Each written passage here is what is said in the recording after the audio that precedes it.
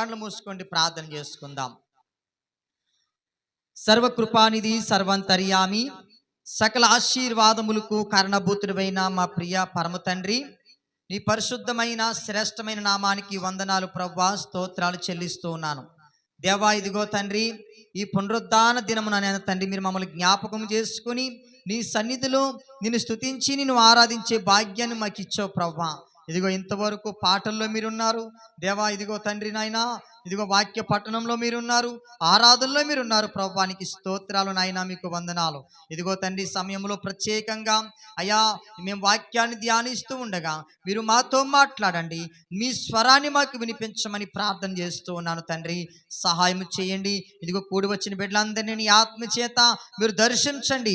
ఎవరికి ఏ వాక్యము కావాలో ఆ వాక్కు ద్వారా ఆ మాటలను మా ప్రియ బిడ్డలందరితో మీరు మాట్లాడమని, ప్రతి ఒక్కరితో నాయనా తండ్రి మీరు మాట్లాడి వారి జీవితాలలో నూతన కార్యాలు మీరు జరిగించమని మహిమ ఘనత ప్రభావాలు మీకే చెల్లిస్తూ నజరేయుడైన యేసు క్రీస్తు నామమున ఈ ప్రార్థన మనవులు అడిగి వేడుకుంటున్నాను తండ్రి, ఆమేన్. అందరూ దేవునికి ఆమేన్ చెప్దాం. హల్లెలూయా.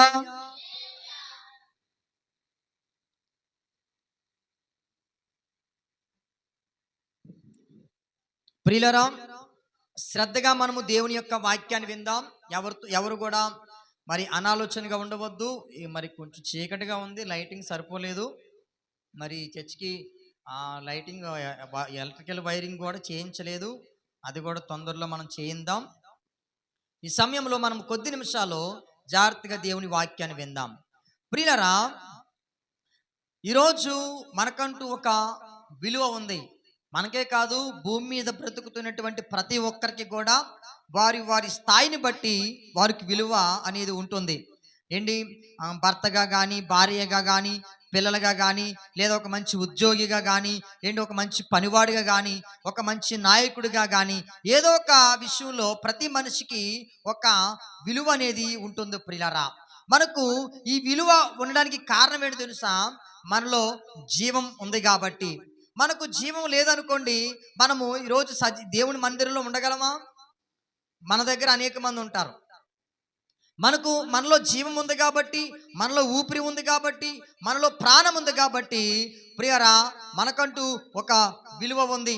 ఏంటి, మనము కదులుతున్నాం, మనం మాట్లాడుతున్నాం, అన్ని పనులు మనము చేయగలుగుతున్నాం.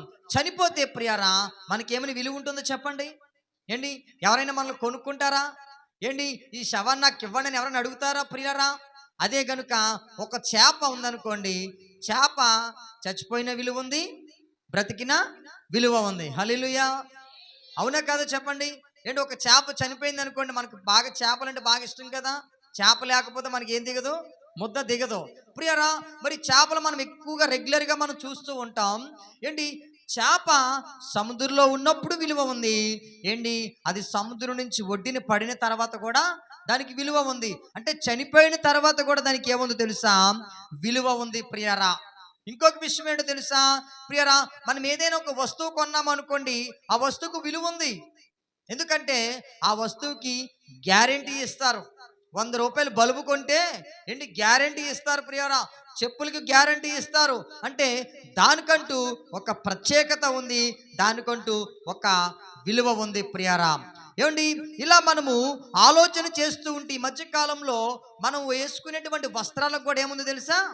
విలువ ఉంది. వాళ్ళు ఏమి చెప్తున్నారంటే, ఈ బట్టలు అమ్మేటప్పుడు ఏమండి, ఇదిగో ఈ బట్ట ఇదిగో 6 నెలల వరకు కలర్ చేంజ్ అయితే మా దగ్గర తీసుకొచ్చేయండి, మేము మరలా మీకు కొత్త మెటీరియల్ మేము ఇస్తాం. అంటే కలరు చేంజ్ అవ్వదు అని మనం వేసుకునేటువంటి దుస్తులకు కూడా ఈరోజు గ్యారెంటీ వారంటీ ఇస్తున్నారు ప్రియరా. ఒక రోజంట ఏంటి, ఒక మంచి సినీ నటి ఏంటి చనిపోయిందంట. జాగ్రత్తగా వినాలి. చనిపోయిన తర్వాత ఏమండి ప్రియరా, ఆమెను ఏంటి మొత్తం మీద సమాధి కార్యక్రమం అంతా పూర్తయిపోయింది. అయితే ఆవిడ వేసుకున్నటువంటి వస్త్రానికంట ఏమండి వేలం పాట పెట్టారంట. ఆవిడని ఏం చేశారు, సమాధి చేసేశారు. ఆమె వేసుకున్న వస్త్రానికి ఏం పెట్టారు, వేలం పాట పెట్టారు. లక్షల్లో పాడుకున్నారంట. అంటే ప్రియరా, మనిషికి విలువ లేదు కానీ మనిషి వేసుకున్నటువంటి ఈ యొక్క వస్తువుకి విలువ ఉన్నది ప్రియరా. అయితే ఈ ఉదయకాల సమయంలోని మీకు చెప్పేటువంటి వాక్యము ప్రియరా, దేవుని బిడ్డలుగా క్రైస్తవులుగా మనం మందిరానికి వస్తూ ఉన్నాము, కానీ దేవుని ఆత్మ మనలో లేకపోతే మనము ప్రియరా దేవుని బిడ్డలముగా పిలవబడలేరము. దేవుని మందిరానికి వచ్చినా ప్రియరా, వాక్యాన్ని వింటూ ఉన్నా, ప్రార్థన చేసుకుంటూ ఉన్నా కూడా ప్రియరా మనము దేవుని బిడలగా పరిగణించబడము. అంత మాత్రమే కాదు, దేవుని బిడలగా మనకు గుర్తింపు ఉండదు. అంత మాత్రమే కాదు ప్రియరా, మనము విలువలేని వారితో సమానము. అర్థమైందా మీకు? చాలా మంది అనుకుంటారు, నేను మందిరానికి వెళ్తున్నాను, సూట్ వేసుకెళ్తున్నాను, బూట్ వేసుకెళ్తున్నాను, కారులో వెళ్తున్నాను మందిరానికి అనుకుంటారు. కానీ ప్రియరా, మందిరానికి వచ్చేవారు దేవుని యొక్క ఆత్మ చేత నింపబడకపోతే, దేవుని ఆత్మ అనగా పరిశుద్ధాత్మ వారిలో లేకపోతే, వారి జీవితము పరిశుద్ధాత్మతో సహవాసము లేకపోతే ప్రియరా, వారి జీవితం అంతా శూన్యము, విలువలేని జీవితముతో సమానము. అందుకే ప్రియరా, మనకు దేవుడు పరిశుద్ధాత్మను అనుగ్రహించాడు. యేసుక్రీస్తు వారు ఈ లోకంలో తన పని ముగించుకున్న తర్వాత ఆయన ఇంకా లోకం నుంచి విడిచి వెళ్ళక ముందే ఆయన ఏమంటాడు తెలుసా? ఇదిగో నేను మీ కొరకు ఒక ఆదరణకర్తను పంపుతూ ఉన్నాను. నేను మీకు ఏ సంగతులైతే, జాగ్రత్తగా వినాలి, నేను మీకు ఏ సంగతులైతే మీకు బోధించానో వాటినే ఆ పరిశుద్ధాత్ముడు మీకు బోధిస్తాడు. ఆయన మిమ్మల్ని సర్వసత్యములోనికి నడిపిస్తాడు అని ప్రియరా, యేసుక్రీస్తు వారు భూమి మీద ఉన్నప్పుడే పరిశుద్ధాత్మను గురించి మనకు చెప్పాడు. ప్రియరా, పరిశుద్ధాత్మని మీరు పొందుకోవాలి, పరిశుద్ధాత్ముడు మీరు అనుభవించాలి, పరిశుద్ధాత్మతో మీరు సహవాసం చేయాలి, సమస్తమును ఆయనే మీకు బోధిస్తాడు అని ప్రభు అయిన యేసుక్రీస్తు వారు రూఢిగా చెప్పారు. దేవునికి మహిమ కలుగునుగాక.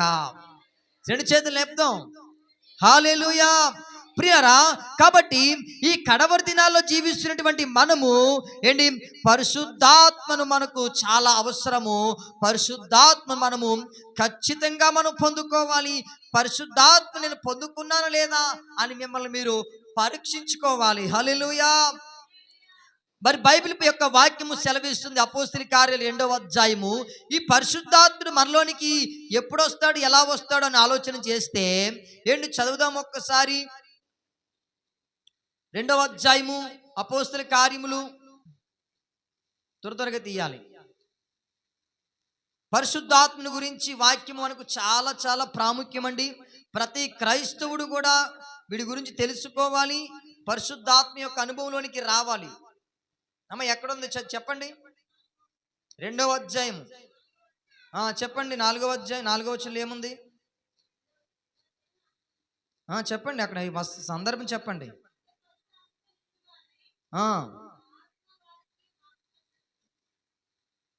చూడండి, నేను పరిశుద్ధాత్మ మీలోనికి ఎప్పుడు వస్తాడని అడిగాను. చూడండి, 2వ అధ్యాయంలో ఇక్కడ రాయబడి ఉంది 38వ వచనంలో, 38, యేసుక్రీస్తు నామమున బాప్తిసం పొందుడి, అప్పుడు మీరు పరిశుద్ధాత్మను వరమును పొందుదురు. దేవునికి మహిమ కలుగునుగాక. ప్రియరా, ఎప్పుడైతే మనం బాప్తిసం పొందుతామో పరిశుద్ధాత్మను వరమును మనము పొందుకుంటాము.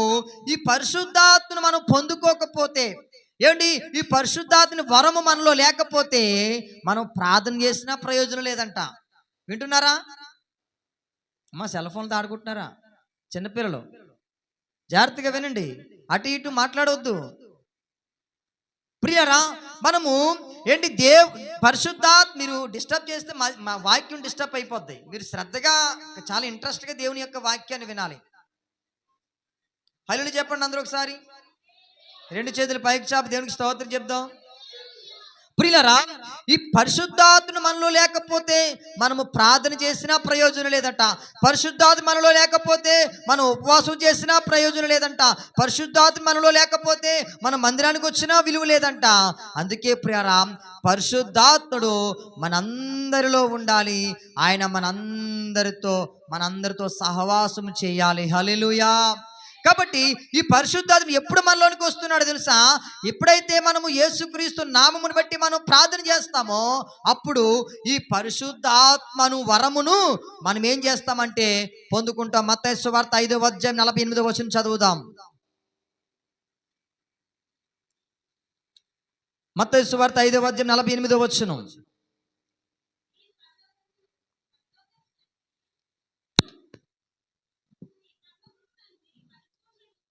మీ పరలోకపు తండ్రి పరిపూర్ణుడు గనుక మీరు కూడా పరిపూర్ణులుగా ఉండెదురు అని ప్రియ వాక్యము సెలవిస్తుంది. అంటే మనం పరిపూర్ణులుగా అవ్వాలి అంటే ఏంటి ప్రియరా? పరిశుద్ధాత్మ మనము కలిగి ఉండాలి. ఏంటి మనము పరిపూర్ణంగా అవ్వాలంటే మనం ఏం కలిగి ఉండాలి తెలుసా? పరిశుద్ధాత్మని మనము కలిగి ఉండాలి. అదేంటి పాస్టర్ గారు, మందిరానికి వస్తున్నాం కదా, మరి మేము పరిపూర్ణులు కాదా అంటే నేను అంటాను, మందిరానికి వచ్చినంత మాత్రం మనము పరిపూర్ణులము కాము. ఏంటి, ఎవరైనా చిన్న బాబుని దగ్గరికి ముందుకు రండి ఒకసారి. అమ్మ ఒకసారి పైకి నించో.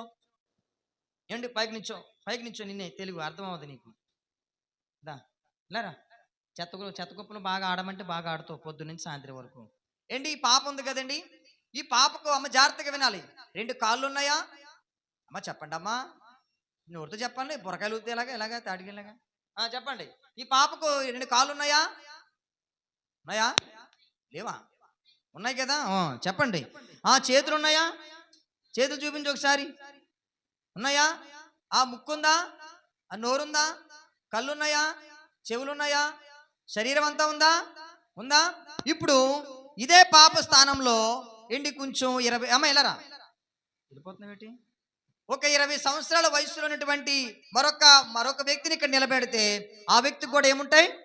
2 కాళ్ళు. అంటే ఎగ్జాంపుల్ నేనున్నాను, నాకు 2 కాళ్ళు ఉన్నాయి, 2 చేతులు ఉన్నాయి, ముక్కు ఉంది, నోరు ఉంది, అన్నీ ఉన్నాయి. ఏమండి ఇప్పుడు ఏంటి, ఈ పాపకి ఏ అవయవాలు అయితే ఉన్నాయో నాకు కూడా అవయవాలు ఉన్నాయి కదండి. ఇప్పుడు మా ఇద్దరిలో ఎవరు పరిపూర్ణులు చెప్పండి? ఎవరు పరిపూర్ణులు? పాప పరిపూర్ణులు కాదు. పాప పరిపూర్ణ స్థితికి రాలేదు. ఇంకా అవయవాలు అయితే ఉన్నాయి కానీ ఇంకా పరిపూర్ణటువంటి స్థాయికి రాలేదు. పరిపూర్ణులు ఎవరంటే నేను పరిపూర్ణుడు. దేవునికి స్తోత్రం కలుగును గాక. హల్లెలూయా. ఇప్పుడు వెళ్ళి కూర్చో. ప్రియులారా, అవయవాలు ఉన్నంత మాత్రాన పరిపూర్ణులు కాదు. ఏంటి, పరిపూర్ణ అవ్వాలంటే ఒక వయసు ఉంటుంది. మీకు అర్థమైంది? ఇప్పుడు ఒక పరిపూర్ణటువంటి స్థితికి రావాలి అంటే ఏంటి, ఒక పరిపక్వత స్థితికి రావాలి అంటే దానికి కొంత సమయం పడుతుంది, ఒక వయస్సు అనేది ఉంటుంది. దేవుడు ప్రేమ ఆ వయస్సు వచ్చినప్పుడు వారు పరిపూర్ణటువంటి స్థాయికి వస్తారు. ప్రియ అలాగే దేవుని మందిరానికి వచ్చిన వారందరూ కూడా పరిపూర్ణులు కాదు, పరిశుద్ధాత్మను పొందుకున్న వారు మాత్రమే పరిపూర్ణులు. అందుకే ప్రభువైన యేసుక్రీస్తు వారు అంటారు, మీ తండ్రి పరిపూర్ణుడు కాబట్టి మీరు కూడా పరిపూర్ణులు అవుతారు. హల్లెలూయా. పరిశుద్ధాత్మ చేత మనం నింపబడినప్పుడు, పరిశుద్ధాత్మతో మనం నడిచినప్పుడు మనము కూడా పరిపూర్ణటువంటి స్థితికి వస్తాము. రోమపత్రిక 8వ అధ్యాయంలో 14వ వచనాన్ని మనం చదువుదాం. దేవుని ఆత్మ చేత ఎందరు నడిపించబడుదురో వారందరూ దేవుని కుమారులై ఉందురు. ఇందా మీకు చెప్పాను కదండి, దేవుని మందిరానికి వచ్చినంత మాత్రాన మనము దేవుని పిల్లలం కాదంట. మీకు అర్థమైందా? సన్నిధికి వచ్చినంత మాత్రాన, బైబిల్ పట్టుకున్నంత మాత్రాన, ఏంటి ముసుగేసుకున్నంత మాత్రాన మనము దేవుని పిల్లలము కాదంట. మనము ప్రియరా దేవుని యొక్క ఆత్మ చేత నడిపించబడాలి. హల్లెలూయా. దేవుని యొక్క ఆత్మ చేత ఎందరూ నడిపించబడుదురో. మీకు అర్థమవుతుందా? అంటే ఆయన ఆత్మ చేత మీరు నడిపించబడాలి. ఆయన ఆత్మ చేత మీరు నడిపించబడినప్పుడు ఏంటి, మీరు దేవుని కుమారులు అవుతారు, దేవుని కుమార్తెలు అవుతారు. దేవునికి మహిమ కలుగును గాక. హల్లెలూయా. అందుకే ప్రియరా, మీరు పరిశుద్ధాత్మను గూర్చిన అవగాహన మీరు కలిగి ఉండాలి. పరిశుద్ధాత్మ గురించి మీరు తెలుసుకోవాలి. పరిశుద్ధాత్మ యొక్క అనుభవంలోనికి మీరు రావాలి. పరిశుద్ధాత్మను మీరు ఎరిగి ఉండాలి. చాలా మంది పరిశుద్ధాత్మను గురించి వింటారు. అమ్మ నా వైపు చూడండి, అందరూ కూడా సౌండ్ తగ్గించారండి. పరిశుద్ధాత్మ గురించి చాలా మంది వింటారు, ఏమండి, కానీ పరిశుద్ధాత్మని అనుభవించలేరు. పరిశుద్ధాత్మను గురించి వారు పరిశుద్ధాత్మ వారు పొందుకోలేరు. నేను అంటాను, వినడం వేరు, అనుభవించడం వేరు. కొన్ని ఎగ్జాంపుల్ మీకు చెప్తాను ప్రియులారా. ఏమండి, ఇప్పుడు పరిశుద్ధాత్మని ఎరగడం అంటే ప్రియులారా, పరిశుద్ధాత్మని ఎరగడం వేరు, పరిశుద్ధాత్ముని మనము అనుభవించడం వేరు. ఎగ్జాంపుల్గా ఏమండి, ఇద్దరు భార్య భర్తలు ఉన్నారనుకుందాం. జాగ్రత్తగా వినాలి. ఇద్దరు భార్య భర్తలు ఉన్నారనుకుందాం. వారు ఒకరినొకరు వారు తెలుసుకున్నారు. జాగ్రత్తగా వింటున్నారా? భర్త ఏంటో తెలుసుకుందామే, భార్య ఏంటో ఆయన తెలుసుకున్నాడు కానీ ప్రియరా, అది కేవలము తెలుసుకోవడం వరకు మాత్రమే. అదే ఎరగడం అంటే ఏంటో తెలుసా? తెలుసుకున్న ఆమెను లేకపోతే తెలుసుకున్న తన భర్తను వారు ఏం చేస్తారు తెలుసా? ప్రేమిస్తారు. హల్లెలూయా.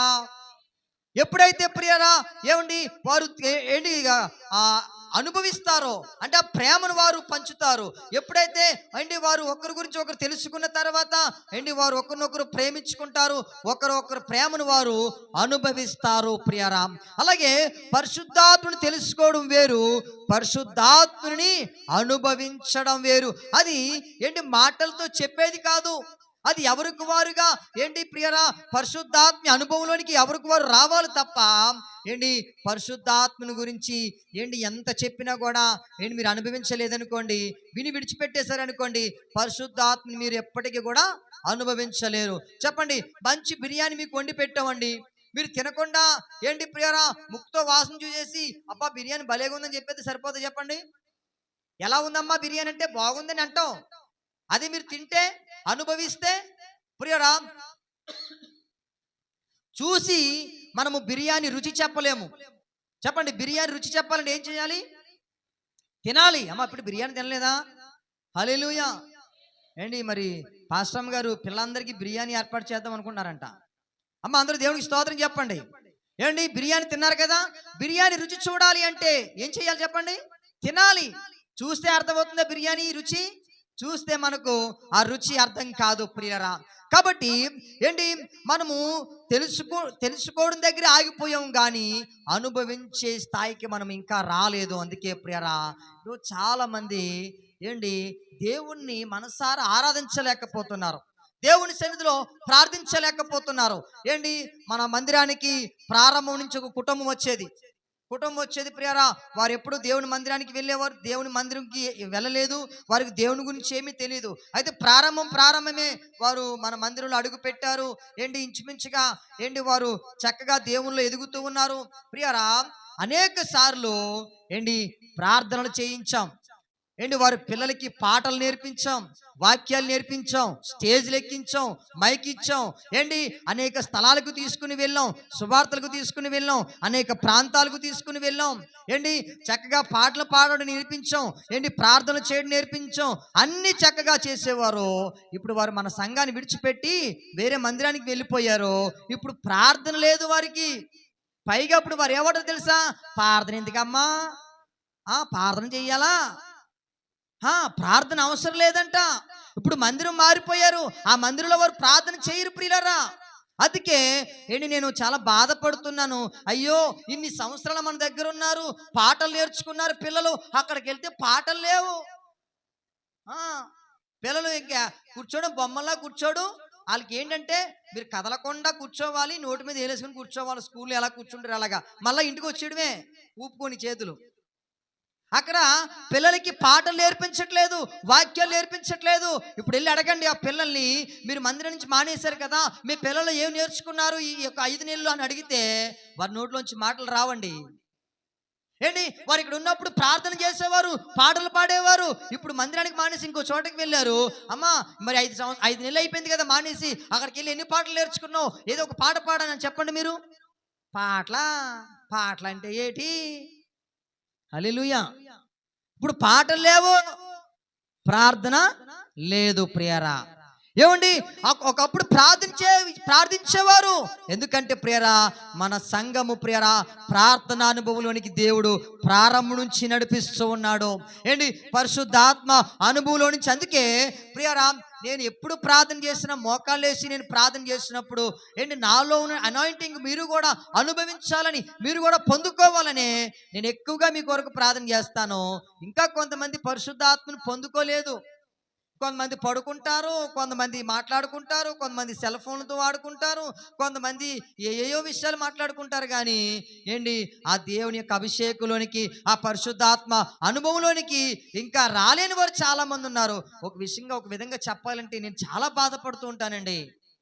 అరే, వీరి కోసం ఇంత ప్రార్థన చేస్తాను కదా, ఏంటి ఇంత మంచి మంచి వాక్యాలు వీరికి బోధిస్తూ ఉంటాను కదా, వీరు ఇంకా ఎందుకు ఆత్మను పొందుకోలేకపోతున్నారు, ఇంకా వీరు ఎందుకు ఆ యొక్క పరిశుద్ధాత్మ అనుభవంలోనికి వీరు రాలేకపోతున్నారు, నాలో ఏమైనా మిస్టేక్ ఉందా, నేను వారికి ఏమైనా సరిగ్గా వాక్యాన్ని అందించలేకపోతున్నానా అని చాలా బాధపడతానండి. అడగాలనిపిస్తూ ఉంటుంది.